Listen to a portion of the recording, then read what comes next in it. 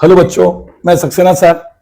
मैंने class test series के अंदर जो आपका पहला टेस्ट लिया था उसका सेक्शन ए और सेक्शन बी का सॉल्यूशन आप लोगों को दे दिया था। आज मैं अपने तीसरे पार्ट के अंदर सेक्शन सी का सॉल्यूशन आप लोगों को कराऊंगा। तो सभी आप लोग सेक्शन सी के सॉल्यूशन को ध्यान से देखें। इसके अंदर हमने 4 क्वेश्चन दिए थे 3-3 मार्क्स के। तो स्टार्ट करते हैं सेक्शन सी का सॉल्यूशन। ठीक है, तो test 1 section C. Section C में हमने सबसे पहले एक क्वेश्चन नंबर 13 आया था। ये बच्चों प्रोबेबिलिटी का क्वेश्चन था। प्रोबेबिलिटी में क्या कह रहा था, देखो, 4 student of class 12 are given a problem to solve independently. Class 12 के 4 स्टूडेंट को एक मैथ की प्रॉब्लम इंडिपेंडेंटली सॉल्व करने को दी। ठीक है, there chance of solving the problem respectively 1/2, 1/3, 2/3, 1/5। तो कहता है find the probability that at most one of them will solve the problem। तो इस बात की प्रोबेबिलिटी पूछी है कि at most one will solve the problem। ठीक है, तो बच्चों इस टाइप के क्वेश्चंस कभी आ जाए जब, तो हम लोग कैसे करते हैं, एटलीस्ट वन या एट मोस्ट वन, इस टाइप का मतलब। सबसे पहले तो मुझको ये बताओ कि आप लोग जानते हो एट मोस्ट वन का मतलब क्या होता है। एट मोस्ट वन का मतलब होता है ज्यादा से ज्यादा एक जना सॉल्व कर सके। ठीक है, ज्यादा से ज्यादा एक जना सॉल्व कर सके। प्रोबेबिलिटी एट मोस्ट वन का मतलब क्या होता है, ज्यादा से ज्यादा एक जना सॉल्व कर सके। तो इसमें आपका ऐसा हो सकता है कि एक जना सॉल्व कर सके या फिर एक भी जना सॉल्व ना कर सके। तो हम इस क्वेश्चन को कैसे सॉल्व करेंगे, अगर मैंने 4 स्टूडेंट की नेमिंग कर दी। पहले स्टूडेंट को नाम दे दिया बच्चों ए, दूसरे स्टूडेंट को नाम दे दिया बी, तीसरे स्टूडेंट को नाम दे दिया सी और चौथे स्टूडेंट को नाम दे दिया डी। तो at most one will solve the problem में एक केस ये बन सकता है, ए ने सॉल्व कर लिया, बी नहीं कर पाया, सी नहीं कर पाया, डी नहीं कर पाया। एक ऐसा हो सकता है ए नहीं कर पाया, बी ने कर लिया, सी नहीं कर पाया, डी नहीं कर पाया। एक ऐसा हो सकता है ए भी नहीं कर पाया, बी भी नहीं कर पाया, सी ने कर लिया, डी भी नहीं कर पाया। एक ऐसा हो सकता है ए नहीं कर पाया, बी नहीं कर पाया, सी नहीं कर पाया, पर डी ने कर लिया। या फिर एक केस ये हो सकता है ए ने भी नहीं किया, बी ने भी नहीं किया, सी ने भी नहीं किया और डी ने भी नहीं किया। तो बच्चों इन सभी केसेस में आप लोग देखें at most one student can solve the question.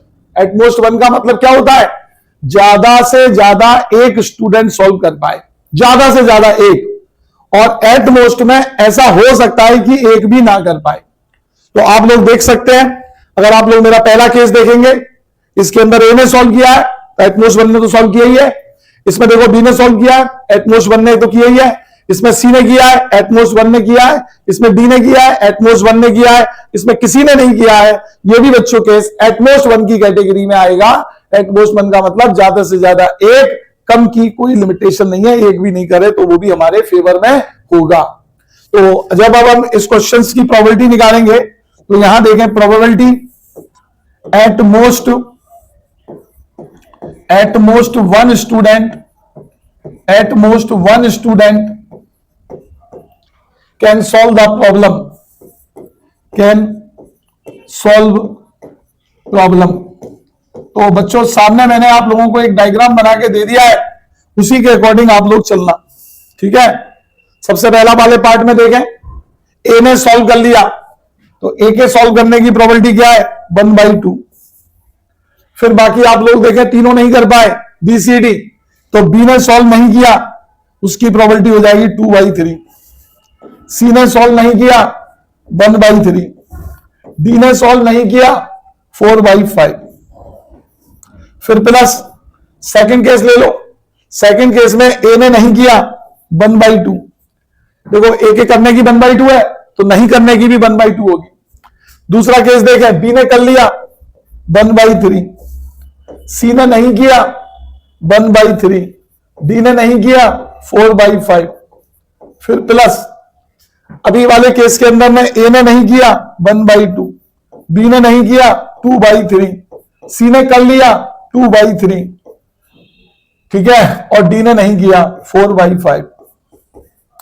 फिर नेक्स्ट स्टेप पे आते हैं हम लोग। इसमें ए ने नहीं किया 1/2, बी ने नहीं किया 2/3, सी ने नहीं किया 1/3, डी ने कर लिया 1/5 प्लस, अब बेटा पांचवा केस किसी ने नहीं किया तो क्या आएगा 1/2, 2/3, 1/3 इंटू 4/5। तो ये बेटा आपने सारी प्रोबेबिलिटी निकालनी है। इन सब के अंदर एटमोस्ट 1 का कंसेप्ट आ चुका है। अब बच्चों हम इसे सॉल्व कर ले रहे हैं। तो आप लोग देखें, ये हो गया 4 2 जा 8, कैंसिल आउट नहीं कर रहा हूं मैं। 5 3 जा 15, 2 जा 30, 3 जा 90 प्लस ये हो गया 4/90 प्लस ये हो गया 4 2 या 8 2 या 16/90 प्लस इसे देखें आप, ये हो जाएगा 2/90 प्लस ये हो गया 8/90। देख सकते हैं आप लोग, 4 2 जा 8, नीचे तो सब में सेम आ रहा है। 5 3 जा 15, 2 जा 30, 3 जा 90, 5 3 जा 15, 2 जा 30, 3 जा 90। अब इन्हें ऐड कर लो जरा, 8 और 4 12, 12 और 2 14, 14 और 8 कितने हो गए 22, 22 और 10 32, 32 और 6 38। तो ये आपका आ गया 38/90। ठीक है, 16 और 4 20, 20 और 10 30 38। अब इसे 2 से कैंसिल कर देना तो 19/45 एंड दिस इज आंसर। आया समझ में ये क्वेश्चन? ऐसे क्वेश्चंस बनते हैं बच्चों। इस टाइप का क्वेश्चन बहुत इंपॉर्टेंट है, एग्जाम में आता है। इसमें डिफरेंट डिफरेंट केसेस पर आपको प्रोबेबिलिटी पूछी जा सकती है।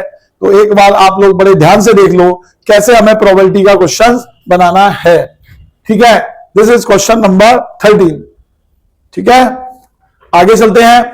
अब हम आपको क्वेश्चन नंबर 13 का मैंने 2 पार्ट दिए थे।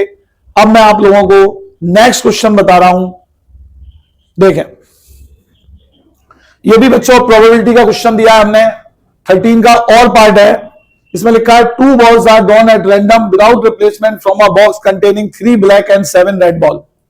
यहां पे बच्चों एक बॉक्स है हमारे पास जिसके अंदर 3 ब्लैक और 7 रेड बॉल है। तो कहता है find the probability both balls are red, first ball is black and second ball is red. तो बहुत ही आसान सा क्वेश्चन आ गया बच्चों। ज्यादा तो देख सकते हैं आप लोग, एक बैग है। ठीक है, मान लो कि ये हमारा बैग है और इस बैग के अंदर 3 ब्लैक कलर की बॉल है और 7 रेड कलर की बॉल है। अब हमें इस बैग में से randomly 2 balls are drawn at random without replacement, 2 ball निकालनी है रैंडमली विदाउट रिप्लेसमेंट। तो इस बात की प्रोबेबिलिटी पूछी है बोथ आर रेड। तो सबसे पहले मैं इसका फर्स्ट पार्टी कर रहा हूं, प्रोबेबिलिटी बोथ आर रेड।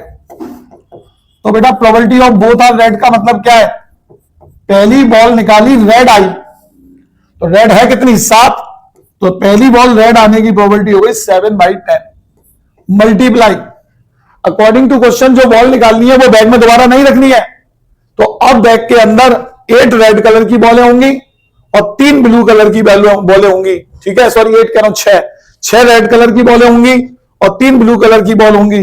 अब अगली वाली भी रेड आएगी तो 6/9। तो यहां से आप लोग देख सकते हैं, इसको थोड़ा सा कैंसिल आउट कर ले रहे हैं। 3 2 जा 6, 3 3 जा 9, तो फाइनली आ गया आपका 7 2 जा 14/30, या और कैंसिल कर लेते हैं 2 7 जा 14, 7/15 एंड दिस इज आंसर।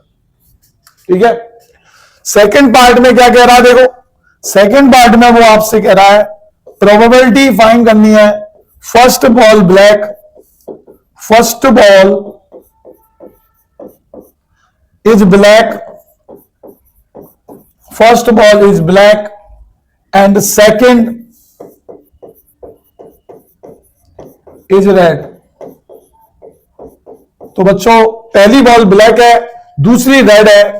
तो अब बताओ पहली बॉल ब्लैक निकलेगी, इसकी प्रोबेबिलिटी क्या हो गई 3/10 मल्टीप्लाई दूसरी रेड निकलेगी 7/9, 3 से 9 कैंसिल कर लेना 3 टाइम्स, तो 7/30 एंड दिस इज आंसर। ये थोड़ा सा क्वेश्चन ज्यादा ही आसान था, कुछ ज्यादा खास था नहीं। 3 मार्क्स में ये क्वेश्चन आया था हमारे टेस्ट में, पर ऐसा नहीं है आसान था, पर ऐसे क्वेश्चंस भी बच्चों बोर्ड में पूछे जाते हैं। ठीक है, तो ये था हमारे क्वेश्चन नंबर 13 के बी पार्ट का सॉल्यूशन। आशा करता हूं आप लोगों को समझ में आया होगा। ठीक है, नेक्स्ट क्वेश्चन पे चलते हैं बच्चों। ये वाला जो क्वेश्चन मैंने दिया है ये हमारा एलपीपी का क्वेश्चन है बच्चों। किसका? एलपीपी का क्वेश्चन है ये। एलपीपी का क्वेश्चन 3 ही मार्क्स में आना ही आना होता है बच्चों। तो देखो, ये ऑब्जेक्टिव फंक्शन है जिसे मैक्सिमाइज करना है। ये आपकी सब्जेक्ट टू कंस्ट्रेंट गिवन है और इसको हमें ग्राफिकली सॉल्व करना है। तो जब क्लास में मैं तुम्हें पढ़ाता था तो मैंने क्या बताया था, कैसे इस टाइप के क्वेश्चंस का काम करते हैं।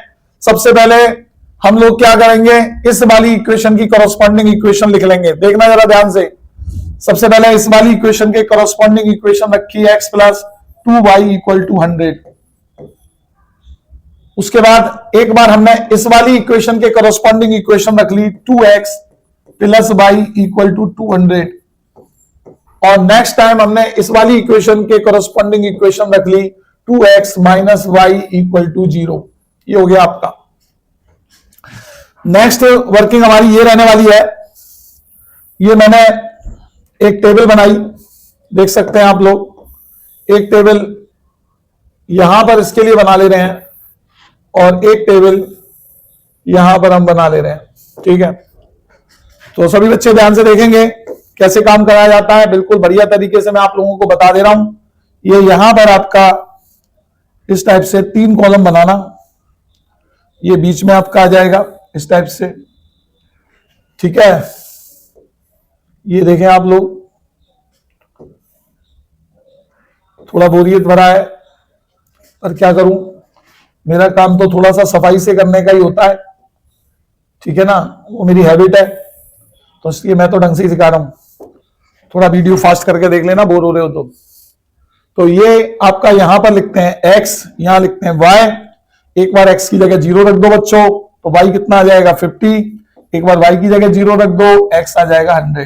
देख ले, इस पे आ जाओ। ये हो गया x, ये हो गया y। एक बार x की जगह 0 रख दो, y आ जाएगा 200। एक बार y की जगह 0 रख दो तो x आ जाएगा 100। ठीक है, तो ऐसे काम करना है। अब एक बार इस पे आ जाते हैं बच्चों, ये x ये y। ठीक है, एक बार x की जगह 0 रख दो तो y भी 0 आ जाएगा। ठीक है, एक बार y की जगह 200 रख दो, तो जैसे ही y की जगह 200 रखोगे तो x आपका 100 आ जाएगा। और वैसे चाहे आप कोई से भी पॉइंट रख सकते हो। इस वाली का विशेष ध्यान रखना, ये लाइन ओरिजिन से पास हो रही है क्योंकि इसमें कांस्टेंट टर्म नहीं दिया है। तो एक तो 0 0 आता है, एक अपनी तरफ से मैचिंग से अगर तुम रख लेना, जैसे यहां 50 100 में चल रहे हैं तो आप भी वहां पे 50 100 का 200 का ही वो बनाना, जिससे कि ग्राफ बनाते समय दिक्कत ना आए। जब ये तीनों टेबल बन जाए तो उसके बाद आपको क्या करना पड़ता है, ओरिजिन टेस्ट। मतलब क्योंकि ये वाली जो इनइक्वालिटी है ना, ये पूरे ग्राफ पर एक हाफ प्लेन को रिप्रेजेंट करती है, जो ओरिजिन से जाएगा या ओरिजिन से नहीं जाएगा, तो उसके लिए आपको एक ओरिजिन टेस्ट करना पड़ता है। तो उसके लिए क्या करते हैं हम लोग, जैसे इस वाले की बात करूं तो पहली वाली इनइक्वालिटी यहां पर लिखना, x plus 2y greater than equal to 100। Let या ऐसा लिख लेना, टेक अ पॉइंट, एक पॉइंट लेना बेटा 0,0। ठीक है, अपनी तरफ से ओरिजिन, और वो ये देखना वो इस इनइक्वालिटी को सेटिस्फाई करता है कि नहीं समझाता है। Take a point 0,0, it satisfy above it's, एक सेकेंड, फिर क्या करना है, पॉइंट लेकर आप 0,0 यहां पर रखना। तो देखो, इधर x की जगह 0 रखा तो 0, इधर y की जगह 0 रखा तो 0, तो 0 बड़ा है 100 से, तो ये तो बात गलत हो गई। तो यहां लिखना it not satisfy above inequality या इनइक्वेशन। तो बेटा जब ये इस इनइक्वेशन को सेटिस्फाई नहीं कर रहा है तो कौन सा वाला हाफ प्लेन ये रिप्रेजेंट करेगी, इट मींस इक्वेशन,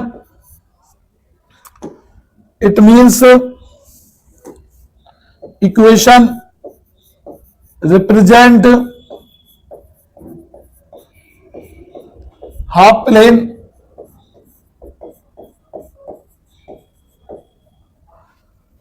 ठीक है, नॉन ओरिजिन साइड। कौन सा? Non origin side. तो ये इस टाइप की प्रोसेसिंग रहती है आप लोगों की। देख लें, अगर हम इस वाली इनइक्वालिटी पे आ जाए तो यहां पे तो लिखा है 2x plus y less than equal to 200। ठीक है, तो अब अगर यहां पर भी हमने पॉइंट ओरिजिन ले लिया, टेक अ पॉइंट 0,0। अब यहां पर आप x की जगह 0, y की जगह 0 रखो तो यहां पर साफ दिख रहा है इट सेटिस्फाई। ठीक है, ये सेटिस्फाई कर रहा है, तो जब ये सेटिस्फाई कर रहा है तो इसका मतलब क्या हो गया? Inequation represent half plane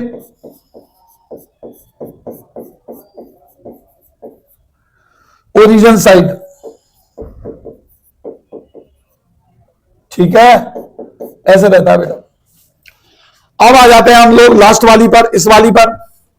लेकिन अब अगर आप लोग इसमें देखोगे तो ये वाली तो लाइन ही ओरिजिन से जा रही है बच्चों, ये थोड़ा सा खास है।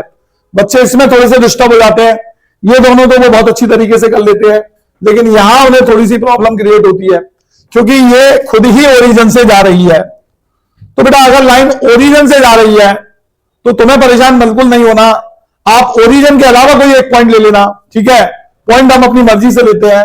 अभी हमारी इनइक्वालिटी क्या है, मैं पहले वो लिख रहा हूं। इनइक्वालिटी है 2x minus y less than equal to 0। यहां पर मैंने एक पॉइंट लिया, टेक अ पॉइंट, एक एक्स एक्सिस पे पॉइंट ले ले रहा हूं बच्चों 100,0।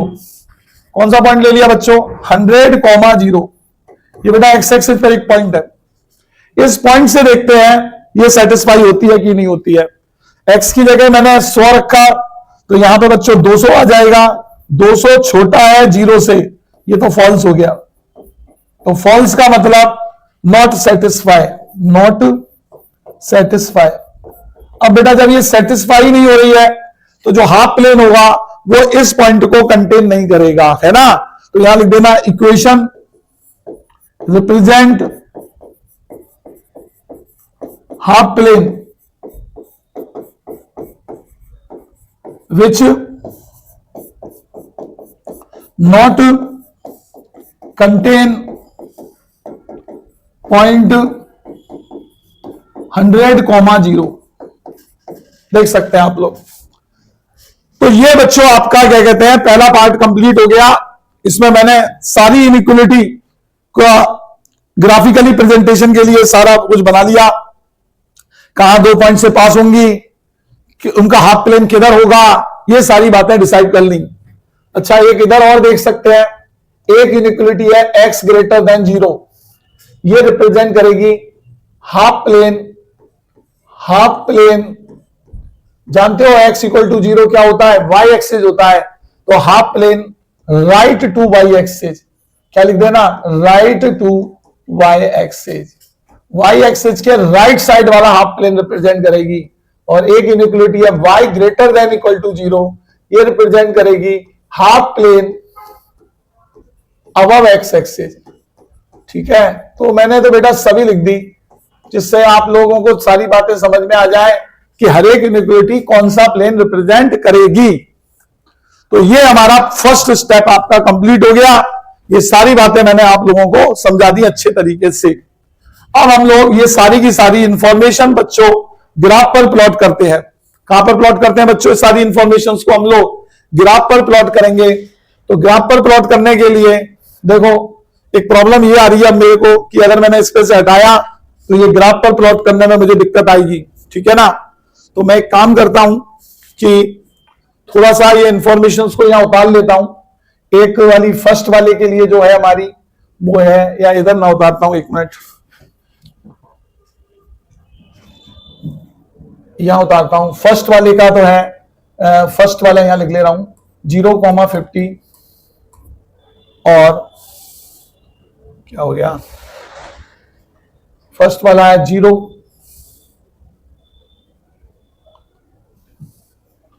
फर्स्ट है 0,50 और 100,0, ये फर्स्ट की है।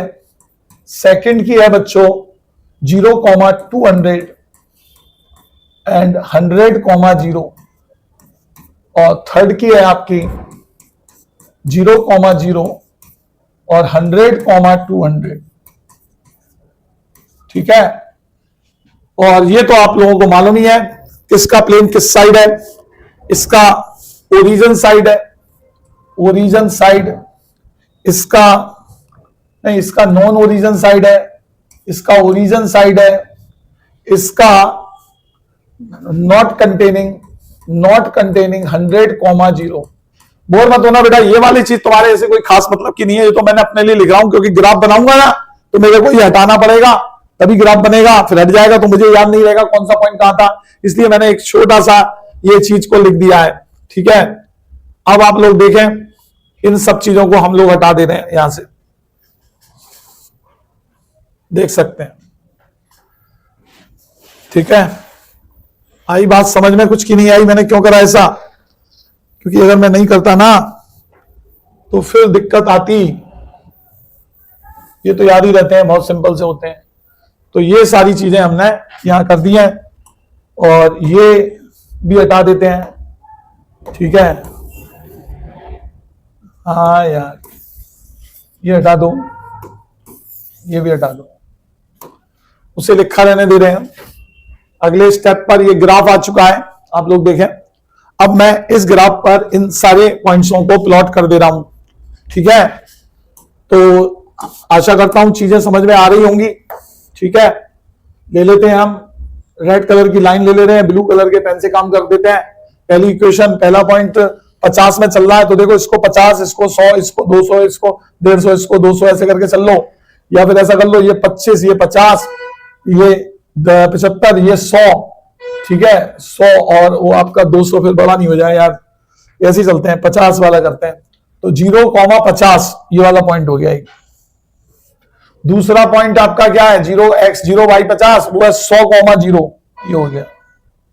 अब हम क्या करेंगे, इन दोनों पॉइंट को मिलाती हुई एक लाइन प्लॉट कर देंगे। देखो, ये देखें आप, इसको थोड़ा सा और आगे बढ़ा दिया मैंने, ये लाइन हो गई, और ये जो भी लाइन है उसकी इक्वेशन यहां पे लिख देना। अब क्योंकि लाइन में हटा चुका हूं, मुझे याद नहीं है बच्चों, तो थोड़ा सा कोऑपरेट करना मेरे साथ। दूसरा पॉइंट ले रहे हैं 0,200, तो x 0,200 ये रहा, और एक y है 100,0, तो वो तो यही वाला पॉइंट हो जाएगा। तो एक और लाइन बना देते हैं इन दोनों पॉइंट्स को मिलाती हुई, ये देख सकते हैं आप। ठीक है, अच्छा, इसका रीजन कहां पे था, पहली वाली का नॉन ओरिजिन साइड, तो नॉन ओरिजिन साइड का मतलब इसका रीजन इधर की साइड था। ठीक है, इसका रीजन किधर की साइड है, ओरिजिन साइड, तो इसका रीजन इधर की साइड आएगा। अब एक लाइन हम बना रहे हैं, x तो हमारा है 0,0, ये हो गया 0,0, और दूसरा पॉइंट क्या है 100,200, तो ये 50, ये 100 और 200 यहां आ जाएगा। तो अब मैंने इन दोनों पॉइंट को मिलाती हुई लाइन ड्रॉ करी बच्चों, ये देख सकते हैं आप लोग, ये हो गई लाइन। अब इसमें कौन सा वाला रीजन लेना था, नॉट 100,0, जरा 100,0 पॉइंट ये वाला, इसको नहीं होना चाहिए, तो इस साइड हो जाएगा। जो सबको सेटिस्फाई रीजन करेगा बच्चों, तो वो आपको दिख रहा होगा कौन सा रीजन होगा जो सबको सेटिस्फाई कर रहा होगा, तो वो रीजन है हमारा ये वाला रीजन। देखें आप लोग, या एक मिनट मैं इसको थोड़ा डार्क कर देता हूं जिससे सबको दिखाई दे, है ना, सबको दिखाई देने वाला रीजन कर देते हैं, ये वाले कलर से कर देते हैं। देखो, ये वाला रीजन जो देख रहे हैं आप, दिस वन, ये हमारा फेजिबल रीजन हो गया, जो कि बाउंडेड आया है, इस पॉइंट को A मान ले रहे हैं, इस पॉइंट को B मान ले रहे हैं, इसे C मान ले रहे हैं, इसे D मान ले रहे हैं। तो A के कोऑर्डिनेट तो आपको साफ ही दिख रहे हैं, 0,200 है। B के कोऑर्डिनेट आपको दिख ही रहे हैं, 0,50 है। D के कोऑर्डिनेट आपको दिख ही रहे हैं, 50,100 है। अब बेटा ये वाला पॉइंट रह गया एक C, तो आप लोग इस C पॉइंट के कोऑर्डिनेट निकाल लेंगे। तो C पॉइंट किस किस का इंटरसेक्शन पॉइंट है, तो देख सकते हैं आप इस लाइन और इस लाइन का इंटरसेक्शन पॉइंट है, इससे सी निकाल लेना। और जब आपका सी निकल कर आ जाए तो फिर ऑब्जेक्टिव फंक्शन की वैल्यू हर एक पॉइंट पर निकाल लेना। तो जिस पर मैक्सिमम आए वही आपका आंसर हो जाएगा। समझ आया कि नहीं आया? तो ऐसे करा जाता है बच्चों एलपीपी का क्वेश्चन। देख लें आप लोग, थोड़ा सा रह गया वो आप लोग खुद कर लेना। इसके बाद एक आ रहा है क्वेश्चन नंबर 15। ये हमारा प्रोबेबिलिटी का क्वेश्चन आ रहा है बच्चों। इसमें क्या कह रहा है देखो बड़े ध्यान से, ये वाला क्वेश्चन बहुत ध्यान से देखना सब बच्चे। इसमें कह रहा है A speak truth in 60% of the cases and while B in 90% of the cases, in what percent of cases are they likely to contradict each other in the stating the same fact। और contradiction का मतलब ये होता है बच्चों कि वो एक दूसरे के विरोध में है। अगर वो किसी के बारे में कुछ कह रहा है तो दूसरा कुछ डिफरेंट कह रहा है, अपोजिट, या यूं कह सकते हो एक सच बोल रहा है उसके बारे में तो दूसरा झूठ बोल रहा है। तो हमें प्रोबेबिलिटी देखो यहां पर दो इवेंट है, एक तो ए है वो speak truth in 60% of the cases और बी जो है वो 90% ऑफ केसेज में बोलता है। तो मैंने कहा प्रोबेबिलिटी ऑफ ए बताओ क्या होगी, तो पता चल गया भाई 60/100 होगी। फिर मैंने कहा बेटा प्रोबेबिलिटी ऑफ ए बार क्या हो जाएगी, तो आप कह सकते हो सर 40/100 हो जाएगी। इसी टाइप से मैंने पूछा प्रोबेबिलिटी ऑफ बी बच्चों कितनी है, तो साफ दिख रहा है 90% केसेज में सच बोलता है तो 90/100, और प्रोबेबिलिटी ऑफ बी बार कितनी हो जाएगी 10/100। कितना बच्चों को यहां तक की बात समझ में आ गई? अब किस बात की प्रोबेबिलिटी पूछी है उसने? इस बात की प्रोबेबिलिटी पूछी है in what percent cases they likely to contradict each other. तो हमने यहां लिखा probability both are contradict each other. अब कॉन्ट्राडिक्ट ईच अदर का मतलब पता है क्या है? तो या तो ऐसा होगा कि प्रोबेबिलिटी हम निकालेंगे A intersection B bar plus probability of A bar intersection B.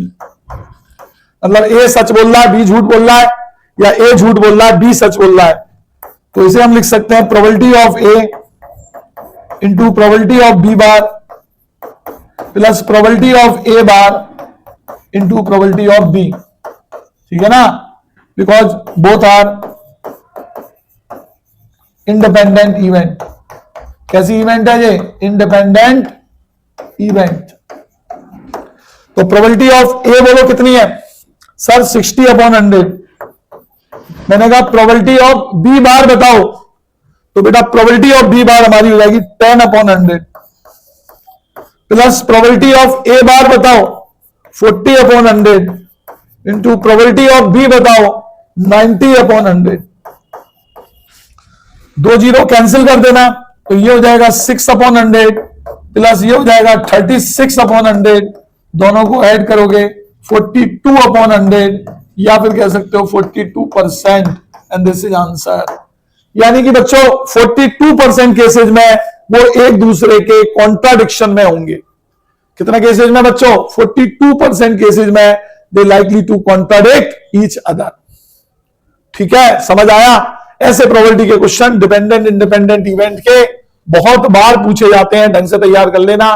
Question number 16 आ रहा है बच्चों अभी ये सेक्शन सी का। ये हमने वेक्टर का क्वेश्चन दिया है और मैंने कॉपियां चेक करी तो मैंने देखा 99% बच्चों ने ये वाला क्वेश्चन तो किया ही नहीं है। तो इस क्वेश्चन को देख लें आप लोग ध्यान से और अच्छी तरीके से तैयार कर लें। अगले टेस्ट में ये क्वेश्चन मैं दोबारा से रिपीट करूंगा। क्या लिखा है? The scalar product of the vector A with a unit vector along the sum of vector b and this is equal to 1, find the value of lambda। समझने की कोशिश करना क्या कहना चाह रहा है।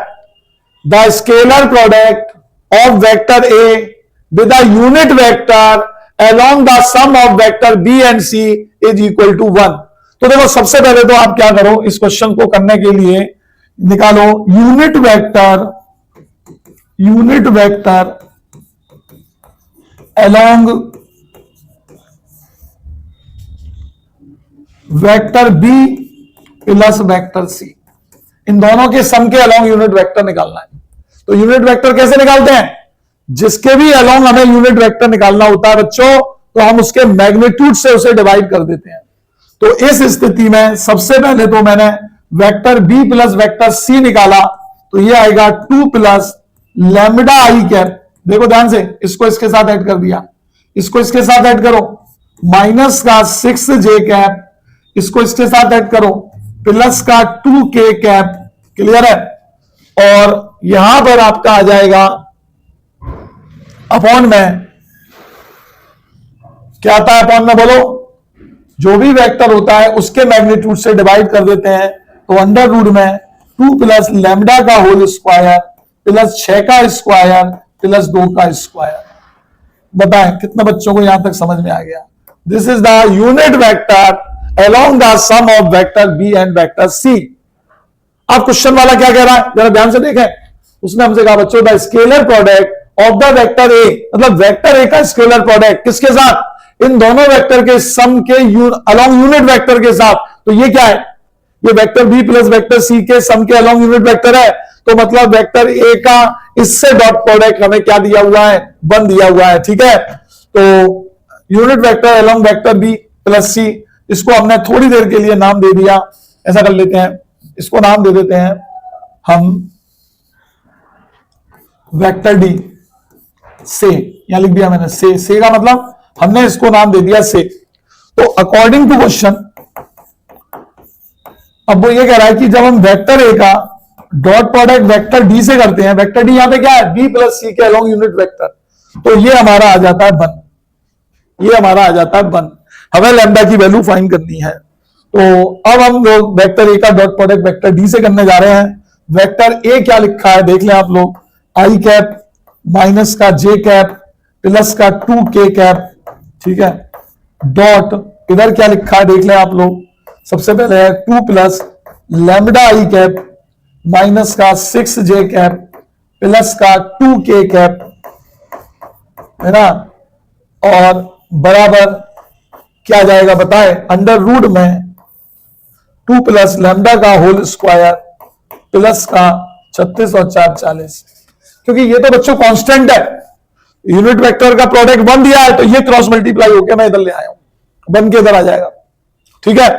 चलो इसका इससे करोगे तो क्या आया 2 प्लस लैम्बडा, इसका इससे करोगे तो क्या आएगा 6, इसका इससे करोगे तो क्या आएगा 4, बराबर इधर बेटा आप इसका होल स्क्वायर ओपन करना, तो ये तुम्हारा करीब ऐसा आ जाएगा 4 plus lambda square plus 4 lambda plus का 40। ये हो गया हमारा 6 और 4 10 और 2 12 प्लस लैम्बडा, तो 12 प्लस लैम्बडा का होल स्क्वायर कर लेना, ऐसे कर लेना 12 प्लस लैम्बडा बराबर अंडर रूट में लैम्बडा स्क्वायर प्लस का 4 लैम्बडा प्लस का 44। इसकी स्क्वायरिंग बोथ साइड कर दो बच्चों। तो जैसे ही हमने इसकी स्क्वायरिंग बोथ साइड करी, देखना ध्यान से, इसकी स्क्वायरिंग बोथ साइड कर रहा हूं, तो बताओ 12 प्लस लैम्बडा का होल स्क्वायर कितना हो जाएगा, 12 का स्क्वायर 144, लैम्बडा का स्क्वायर लैम्बडा और प्लस का 24 लैम्बडा हो गया ये। और इधर स्क्वायरिंग बोथ साइड करेंगे तो रूट हट जाएगा, तो इधर आ जाएगा लैम्बडा स्क्वायर प्लस का 4 लैम्बडा और प्लस का 44।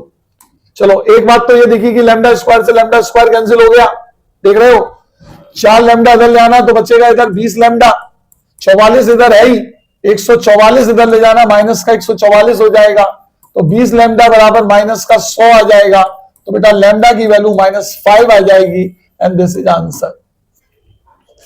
बोलो कितने बच्चों को समझ में आया ये question? This is most important question. देख लो, कोई बात समझ में नहीं आई हो तो मुझे बता देना, मैं और एक्सप्लेन कर दूंगा। सबसे पहले हमने वेक्टर बी और वेक्टर सी के अलोंग यूनिट वेक्टर निकाला, उसको नाम दे दिया डी, और उसने कहा था ए का अगर डी से डॉट प्रोडक्ट करोगे तो 1 आएगा, तो मैंने ए का डी से डॉट प्रोडक्ट करके 1 इधर आना था, और ये जो नीचे वाला टर्म था ये उधर ले गए, बस ये एक स्टेप डायरेक्ट कर दिया, जगह कम थी, और फिर स्क्वायरिंग बोथ साइड करके सॉल्व कर दिया। This is the solution of section C. ठीक है बच्चों, ये हमने तुम्हें सेक्शन सी का सॉल्यूशन बताया। इसके बाद एक और क्वेश्चन मैंने दिया था, इसमें और पार्ट में था, ये वेक्टर में ही था। इसमें क्या कह रहा है देखो, इसमें वो हमसे ये कहना चाह रहा है कि ए बी सी तीनों वेक्टर का सम 0 है, ए का मैग्नीट्यूड इतना है, बी का इतना है, सी का इतना है, तो find the angle between vector A and vector B. इसको ऐसे करना, देखो vector A plus vector B plus vector C बराबर क्या है बच्चों 0। अब एंगल मुझे किस किस के बीच का निकालना है बच्चों, ए और बी, तो आप क्या करना, वेक्टर ए और वेक्टर बी को तो बेटा इसी साइड रखना है ना, मतलब जिन दो वेक्टर के बीच का एंगल निकाला जाता है उसको हम लोग लेफ्ट पे ही रखते हैं। इस वेक्टर सी को आप लोग इधर ले जाना, तो ये हो गया माइनस का वेक्टर सी। अब इसकी कर देना स्क्वायरिंग बोथ साइड। क्या कर देना बच्चों? स्क्वायरिंग बोथ साइड, दोनों साइड हम इसका स्क्वायर कर देने बच्चों। तो बेटा जैसे ही मैंने इधर स्क्वायर किया तो ये आ गया vector A plus vector B का स्क्वायर, ये आ गया माइनस वेक्टर सी का square. Vector A plus vector B का स्क्वायर होता है मैग्नीट्यूड ऑफ वेक्टर ए का square, magnitude of vector B का square plus twice vector A dot vector B बराबर मैग्नीट्यूड ऑफ वेक्टर सी का square. क्या बात समझ में आ रही है स्क्वायरिंग बोथ साइड करने वाली? अब देखो मैग्नीट्यूड ऑफ ए हमें मालूम है, मैग्नीट्यूड ऑफ बी हमें मालूम है, मैग्नीट्यूड ऑफ सी हमें पता है। तो एक काम और करते हैं, थोड़ा सा इसको और सॉल्व कर लेते हैं फिर आगे बढ़ेंगे। तो मैग्नीट्यूड ऑफ ए का square plus magnitude of B का स्क्वायर, यहां तक तो ऐसे लिख दिया। अच्छा ये जो ए डॉट बी लिखा है ना बच्चों, इसे ऐसे लिखना magnitude of A magnitude of B cos theta, जहां पर थीटा इन दोनों के बीच का एंगल है, और ये हो गया मैग्नीट्यूड ऑफ वेक्टर सी का स्क्वायर। तो अब यहां से आप लोग कॉस थीटा निकाल लो, क्योंकि मुझको थीटा ही चाहिए, दोनों वेक्टर के बीच का एंगल। तो यहां से साफ दिख रहा है बेटा, कॉस थीटा क्या आ जाएगा बोलो? सर आएगा मैग्नीट्यूड ऑफ वेक्टर सी का square minus magnitude of vector A का square minus magnitude of vector B का square upon twice magnitude of A और magnitude of B, and this is cos theta. देख सकते हैं आप, ये उधर ले गया, इसको नीचे ले आया। चलो अब जरा वैल्यू रख दो। मैग्नीट्यूड ऑफ वेक्टर सी 7 का स्क्वायर 49, मैग्नीट्यूड ऑफ ए का स्क्वायर 9, मैग्नीट्यूड ऑफ बी का square 25 upon twice magnitude of A 3 magnitude of B 5। 49 ऐसे ही रहेगा, 25 और 9 ऐड कर लो 34 हो जाएगा बच्चों, अपॉन 5 3 जा 15 2 जा 30 आ गया। 49 में से 34 माइनस करो, 15 बचेगा, 15 अपॉन 30 यानी कि 1/2। तो यहां से आप लोग ने देखा कि cos थीटा की वैल्यू क्या निकल के आ गई? 1/2। तो थीटा क्या आ जाएगा? π/3, एंड दिस इज आंसर। समझ आया? तो ये मैंने क्वेश्चन नंबर 16 का जो बी पार्ट था उसका सॉल्यूशन आपको करके दिखाया। ये भी बेटा इस टाइप के क्वेश्चंस भी एग्जाम में बहुत आते हैं, आप लोग बहुत ध्यान से तैयार कर लेना। इसके बाद आगे बढ़ते हैं। तो बच्चों अब हम लोग स्टार्ट करते हैं सेक्शन डी। जो ये सेक्शन डी था, ये 10 मार्क्स का मैंने आप लोगों को दिया था, और इसके अंदर टोटल 2 क्वेश्चन 5-5 मार्क्स के थे, जिसमें से एक क्वेश्चन में मैंने इंटरनल चॉइस भी दी थी कि आपको दोनों में से कोई एक करना था। तो अगर हम लोग देखें, सबसे पहले क्वेश्चन नंबर 17, ये मैंने प्रोबेबिलिटी का दिया है। देखो क्या लिखा है, समझो जरा। A shop selling electronic items sells smartphone phones of only 3 reputed company A, B, C because chances of their manufacturing are defective smartphone are only 5%, 4% and 2% respectively। समझ में आया? देखो ये बात कहना चाह रहा है, एक शॉप है कोई, वो 3 ब्रांड के स्मार्टफोन बेचती है। एक है brand A, brand B, brand C. क्यों बेचती है? क्योंकि उनमें मैन्युफैक्चरिंग की जो कंप्लेंट आती है, मैन्युफैक्चरिंग डिफेक्ट की कंप्लेंट आती है, वो थोड़ी कम है, रेस्पेक्टिवली 5%, 4% और 2% है। मतलब ब्रांड ए के 100 मोबाइल खरीदोगे तो 5 ही में ही कोई कंप्लेंट आएगी, ब्रांड बी के 4% में कंप्लेंट है, और ब्रांड सी के में तो 2% में ही कंप्लेंट है। In his inventory he has 25% smartphone from company A, 35 smartphone from company B and 40% smartphone from company C. उसका पास 25% स्मार्टफोन तो कंपनी ए के हैं, 35% बी के हैं और 40% सी के हैं। तो क्वेश्चन वाला ये पूछ रहा है, what is the probability that the defective smartphone was manufactured by the company B. तो अब क्या हुआ, रैंडमली एक मोबाइल उसने मान लो बेचा और उसमें कोई डिफेक्ट आ गया, कोई प्रॉब्लम आ गई, तो हम लोगों को इस बात की प्रोबेबिलिटी करनी है कि वो स्मार्टफोन मैन्युफैक्चर हुआ हो बाय कंपनी बी। तो मैंने बताया था ऐसे क्वेश्चंस में क्या करते हैं, कौन सा काम हो चुका है, एक स्मार्टफोन सिलेक्ट किया गया है और वो कैसा है, डिफेक्टिव है, ठीक है, उसके अंदर कोई ना कोई प्रॉब्लम है।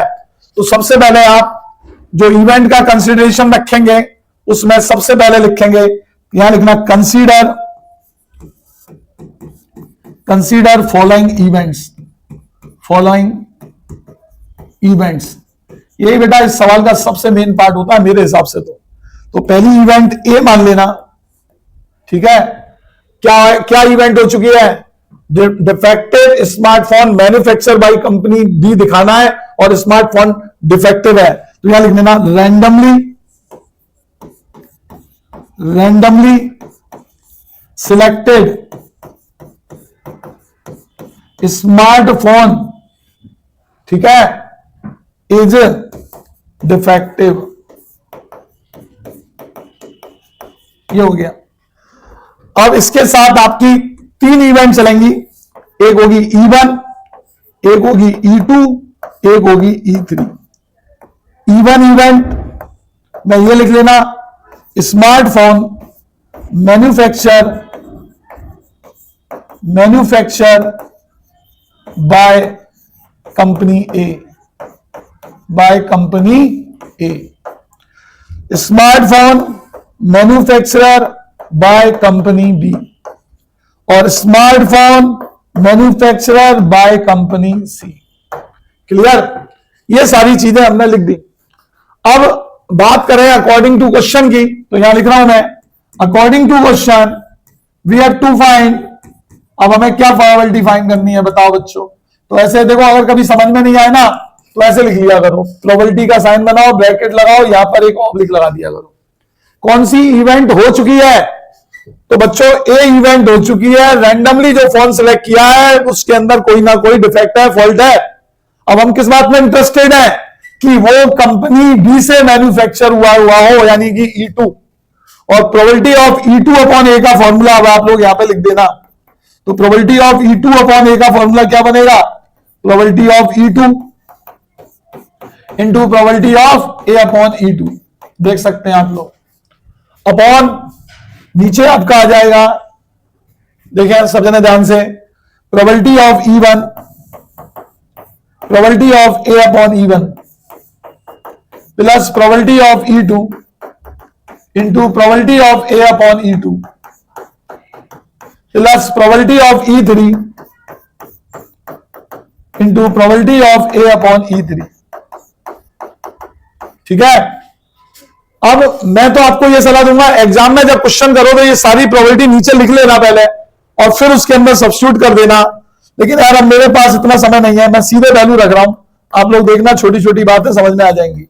Probability of E2, probability of E2 का मतलब है स्मार्टफोन कंपनी बीस ने मैन्युफैक्चर किया है तो उसकी दुकान में स्मार्टफोन कंपनी बी वाले कितने हैं? 35% स्मार्टफोन फ्रॉम कंपनी बी, तो यहां लिखना 35 अपॉन 100 इंटू, और उनके डिफेक्टिव होने के चांसेस कितने हैं देख लो, 4 अपॉन 100।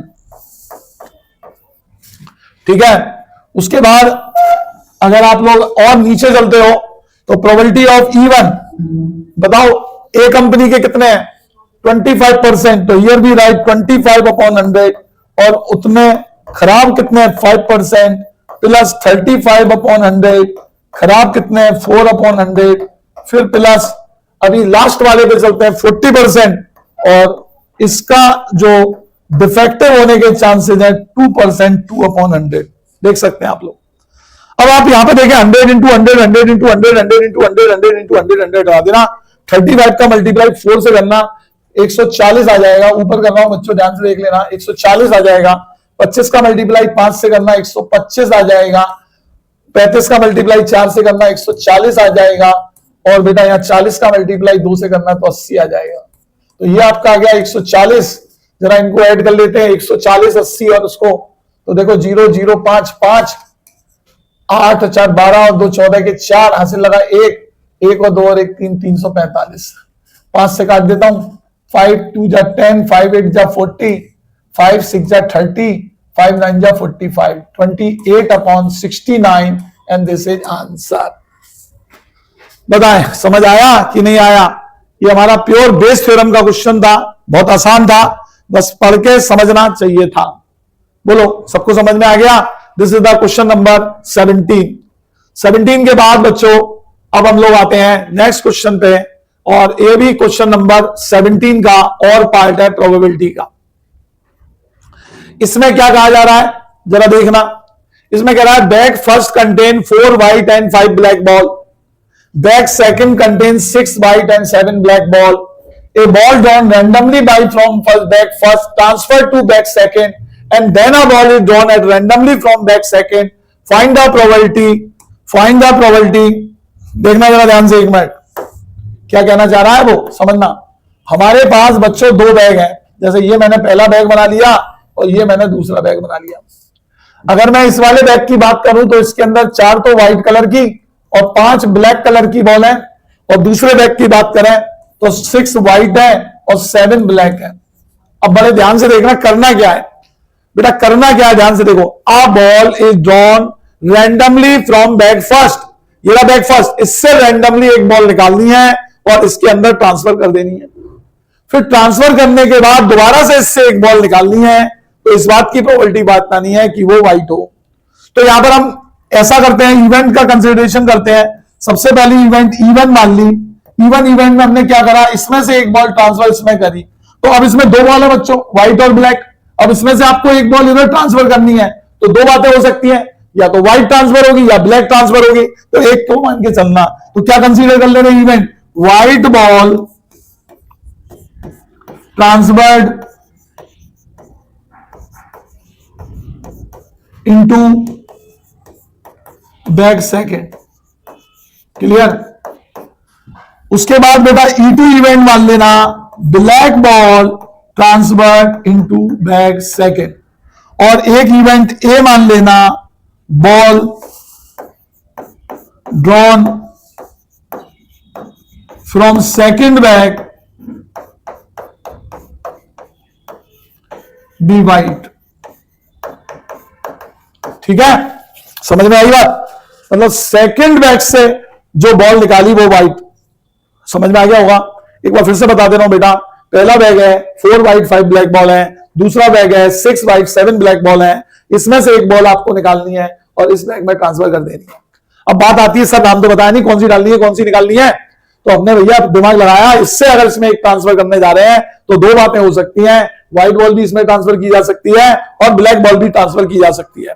तो उसी बेसिस पर मैंने इवन इवेंट मान ली, W for white ball transfer into bag second, E2 मान ली, B for black ball transfer into bag second, और जो उसके बाद इसमें से एक बॉल निकालनी है वो इवेंट ए मान ली, ball down from bag second bag B right. अब हमें किस बात की प्रोबेबिलिटी फाइंड करनी है, प्रोबेबिलिटी ऑफ ए फाइंड करनी है बेटा, और प्रोबेबिलिटी ऑफ ए का फॉर्मूला अब आप लोग लिख लेना टोटल प्रोबेबिलिटी से। तो प्रोबेबिलिटी ऑफ ए का फॉर्मूला बनेगा probability of E1 into probability of A upon E1 plus probability of E2 into probability of A upon E2। Clear है, यहां पर लिख देना बाय पीपीटी, पीपीटी बोले तो टोटल प्रोबेबिलिटी थ्योरम। अब वैल्यू रख दो, पहली बात है प्रोबेबिलिटी ऑफ E1, E1 का मतलब क्या है, white ball transfer into bag second, इसमें कितनी बॉल है 9, व्हाइट कितनी है 4, इसमें से एक व्हाइट निकालनी है, प्रोबेबिलिटी हो गई 4/9। फिर हम मल्टीप्लाई, अब कह रहा है probability of A upon E1, E1 मतलब व्हाइट बॉल इसमें आ चुकी है, अब इसमें हो गई 7 व्हाइट, इसमें एक व्हाइट आ चुकी है, इसमें हो गई 7 व्हाइट 7 ब्लैक, अब इसमें से जो बॉल निकालनी है वो व्हाइट होनी चाहिए, तो इसकी प्रोबेबिलिटी 7/14 हो जाएगी। प्रोबेबिलिटी ऑफ E2 निकालोगे तो 5/9। अब इसके अंदर बच्चों ब्लैक बॉल आ चुकी है, अब निकालनी तो व्हाइट ही है, तो 6/14। ठीक है, 4 का मल्टीप्लाई 7 से करो 28 आ जाएगा, 9 का मल्टीप्लाई 14 से करना, 9 4 जा 36, 126 हो गया, ये हो गया 30/126, 32 और 58/126, 2 से कैंसिल करना, 2 2 जा 4 9, 2 6 जा 12, 2 3 जा 6, 29/63 and this is the final answer. ऐसे सवाल मैंने बेटा अपने लेक्चर के ड्यूरिंग बहुत कराए थे, ध्यान करना, और बहुत बच्चों ने इसे अटेम्प्ट ही नहीं किया, छोड़ दिया है। पता नहीं कैसे पढ़ रहे हो, इतनी मेहनत कर रहा हूं मैं तुम लोगों के साथ, पर तुम लोग उसका कोई रिजल्ट दे नहीं रहे हो। तुम लोगों की कॉपियां चेक करके मुझे बड़ा दुख हुआ कि इतना पढ़ाया, किसी भी बच्चे ने बहुत अच्छा काम नहीं किया। अगला सवाल बच्चों हम लोग ले रहे हैं, देखो क्वेश्चन नंबर 18। ये बच्चों आपका बहुत ही अच्छा क्वेश्चन है, इसमें कह रहा है find the coordinate of the foot of perpendicular drawn from the point this to line this. वो कह रहा है इस पॉइंट से इस लाइन पर जो परपेंडिकुलर ड्रॉ होगा उसके फुट के कोऑर्डिनेट क्या होंगे। ठीक है, तो फुट ऑफ परपेंडिकुलर निकालना आपको सिखाया था, इसका मैंने एक वीडियो भी डाल रखा है, उसे भी आप लोग देखकर समझ सकते हैं, ठीक है ना। तो फुट ऑफ परपेंडिकुलर की कहानी क्या थी जरा जाने। सबसे पहले मैंने ये एक लाइन ड्रॉ कर दी बच्चों, देखें दिस इज द लाइन, और इस लाइन को हमने नाम दे दिया एल। क्या नाम दे दिया? L. This is line L, और इसका इक्वेशन हमको दिया है x minus 15/3, y minus 29/8, z minus 5/-5। ये लाइन हो गई।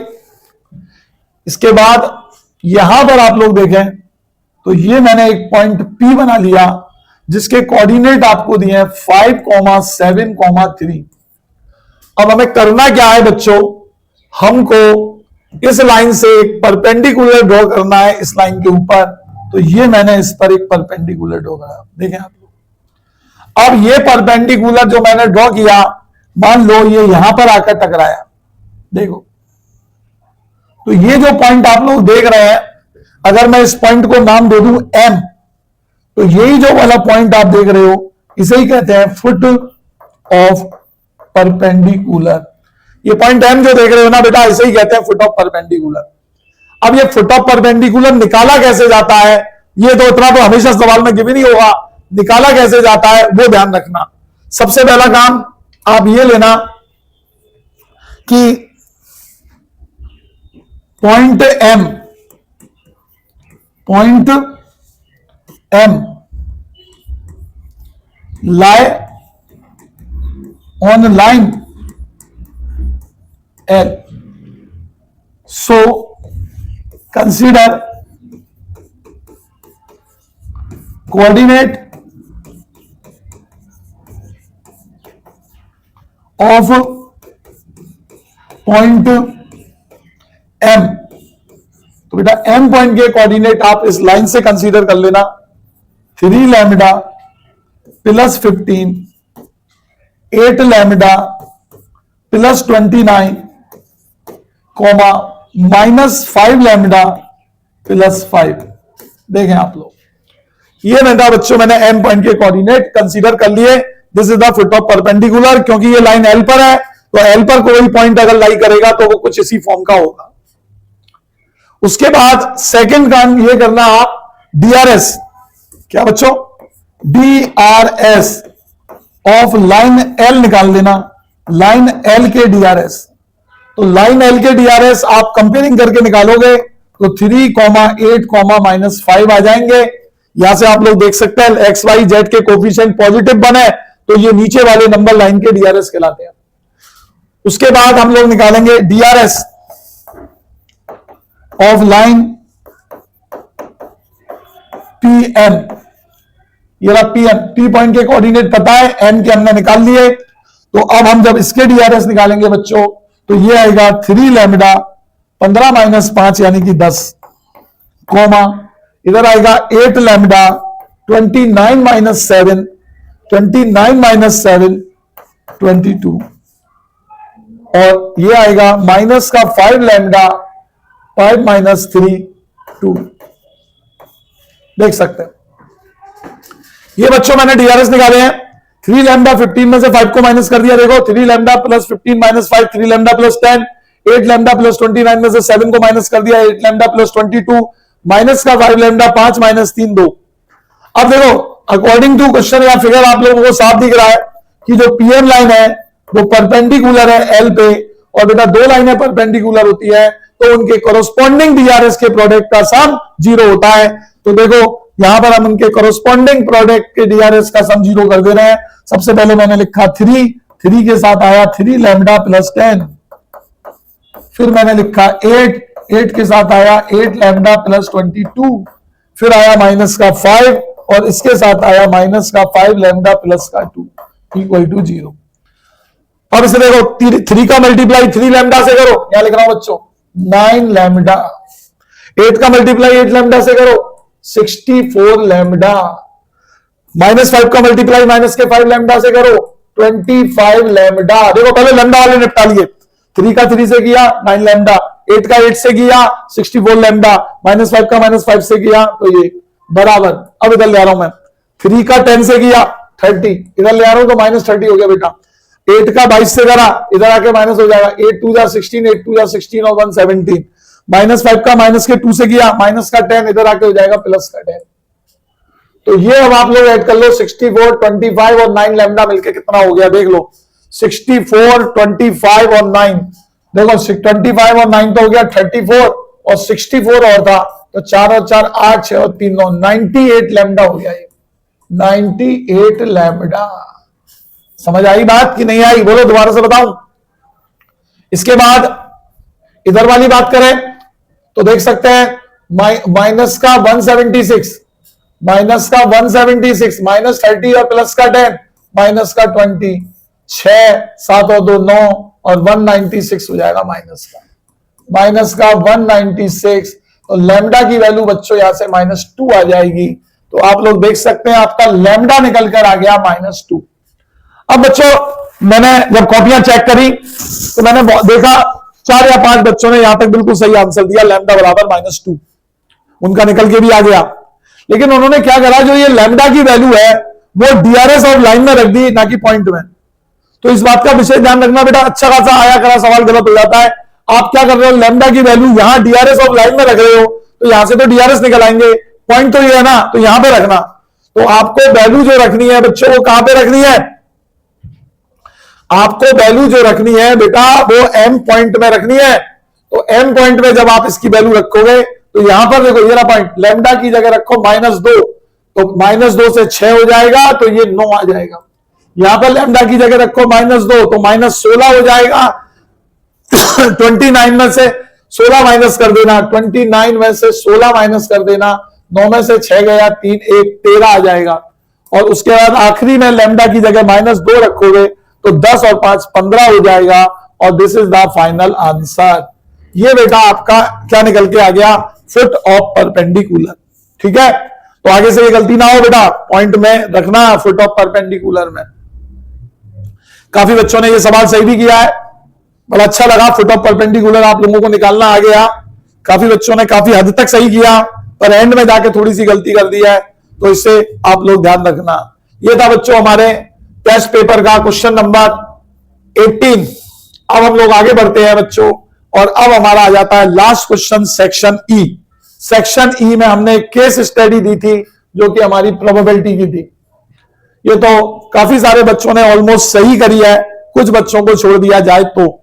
इसमें क्या लिखा है देखो, 2 person are competing for a position on a managing committee of an organisation. The probability that the first and second person will be appointed are 0.5 and 0.6. Also, if the first person gets appointed, then the probability of introducing base treatment plant is 0.7 and the corresponding probability is 0.4 if the second person gets selected. So based on the above information, answer the following question. पहला पूछा है what is the probability that the base treatment plant is introduced. Second पूछा है after the selection, if the base treatment plant is introduced, what is the probability that the first person had introduced it. तो ये बच्चों हमारा base और total का mix question बन के आया था, बहुत इंपॉर्टेंट क्वेश्चन था। मैंने बताया था बेटा जब भी ये क्वेश्चन आए पहले पढ़ लो और ये ध्यान दो कौन सी इवेंट हो चुकी है या किसकी प्रोबेबिलिटी पूछी जा रही है। तो यहां पर आप इवेंट कंसीडर कर लेना, सबसे पहली इवेंट मान लेना E1। ठीक है, तो 2 पर्सन थे, ठीक है, तो यहां पे लिख देना फर्स्ट पर्सन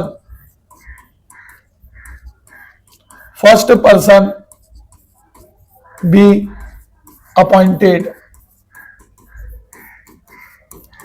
E2 मान लेना second person be appointed। A event मान लेना वेस्ट, क्या था, waste treatment plant introduce, waste treatment plant introduce.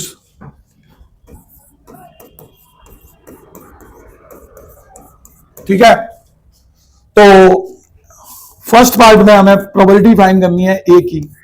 तो प्रोबेबिलिटी ऑफ ए का फॉर्मूला बनेगा probability of E1, probability of A upon E1 plus probability of E2 into probability of A upon E2। अच्छा, इसमें सबसे बढ़िया बात, सारी प्रोबेबिलिटी दे रखी है। प्रोबेबिलिटी ऑफ E1, पहला पर्सन अपॉइंट हुआ, पहले पर्सन के अपॉइंट होने की प्रोबेबिलिटी देख लो क्या है 0.5 इंटू पहले पर्सन ने बेस ट्रीटमेंट प्लान को इंट्रोड्यूस किया, उसकी प्रोबेबिलिटी है 0.7। प्रोबेबिलिटी ऑफ E2 हमने दे रखी है 0.6 और probability of A upon E2 उसने बेस ट्रीटमेंट प्लान को इंट्रोड्यूस किया 0.4। इसे सॉल्व करना 0.35 आ जाएगा, इसे सॉल्व करना 0.24 आ जाएगा, दोनों को ऐड कर लेना तो 0.59 आ जाएगा, या फिर आप कह सकते हो 59/100 and this is answer. Clear? अच्छा, अब अगर हम बी पार्ट की बात करें, सेकंड पार्ट बी पार्ट की बात करें, तो उसमें हमसे प्रोबेबिलिटी पूछी गई है। इवेंट ए तो हो चुकी है और E1 यानी कि पहले वाले पर्सन ने इंट्रोड्यूस किया हो, तो इसका फॉर्मूला पता है क्या बनेगा, probability of E1 into probability of A upon E1 upon probability of A। क्योंकि हम प्रोबेबिलिटी ऑफ A निकाल चुके हैं तो सीधे ही लिख देंगे प्रोबेबिलिटी ऑफ E1 कितनी दी हुई थी बेटा, 0.5 इंटू 0.7 अपॉन 0.59, तो ये आ गया बच्चों 0.35 अपॉन 0.59 और यहां से आ जाएगा 35/59 एंड दिस इज आंसर। आशा करता हूं समझ में आया होगा। इस तरीके से मैंने पहले वीडियो में आपको सेक्शन ए का सॉल्यूशन दे दिया था, दूसरे में सेक्शन बी को सॉल्व कर दिया था, आज मैंने पूरा एक ही बना दिया था, सेक्शन सी, सेक्शन डी और सेक्शन ई। आप लोग एक बार इस वीडियो को जरूर देखना, जो जो आपके सवाल गलत गए हैं उन्हें एक बार जरूर इसमें से कर लेना बेटा, क्योंकि जितने भी सवाल मैं दे रहा हूं बहुत इंपॉर्टेंट है। ये नहीं आए तो बिल्कुल इस तरीके के सवाल तो बोर्ड में आने हैं। अगर आप चाहते हैं 100 आउट ऑफ 100 लाना मैथ्स में, तो बेटा बस एक ही काम, टेस्ट को घोल के पी जाओ। जितने भी टेस्ट में दे रहा हूं उनके एक एक सवाल आपको आने चाहिए हर एक हालत में। कैसे करते हो वो तुम्हारी जिम्मेदारी है, ठीक है। इसी के साथ आज का लेक्चर खत्म करते हैं। Thank you.